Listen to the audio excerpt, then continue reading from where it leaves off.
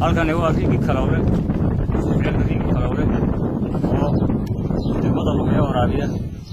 18 kiiloomitir marka waxaan joogaa ceelka oo ka shaqeeya walaal waxaan aragnay waxaan hore u arag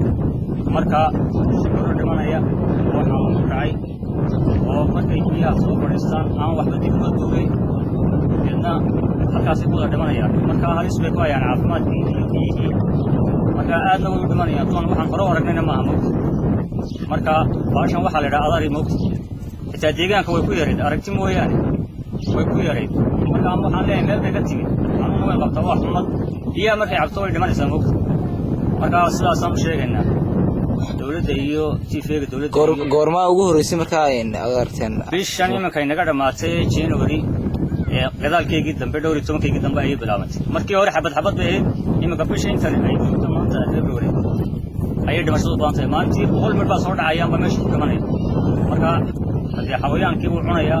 biyihii bay ku dilaacayaan marka fayadhowrkii caafimaadkii way ku xun tahay marka in wax laga qabtaaban marka u sheegayna dawladda iyo tiifeega ceelkan marka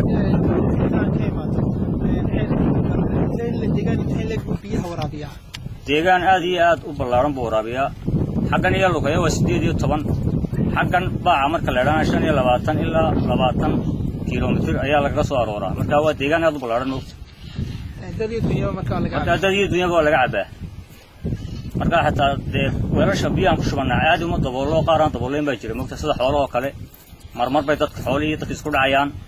marka caafimaadkii bay baashaas halis ku haysaa walaalayaal marka u soo noqday deegaanka inta leega ceelka inta leega baahidiisu deegaanka inta leega ay waraabiso wasaaradii biyaha ee Soomaaliland dayactir ma ku samaysaa ceelka ma ka warhaysaa way noo yimaadaan dad wixii naga xumaada way naga caawiyaan ceelka inuu qolo shaqada haysata oo shaabo kamida todogal baa leeyahay qorada baa imka ilaa dhowr sano ilaa 2 sano haysata marka laakiin wixii kale dhibay inta ka batay waxa naga caawisa wasaaradda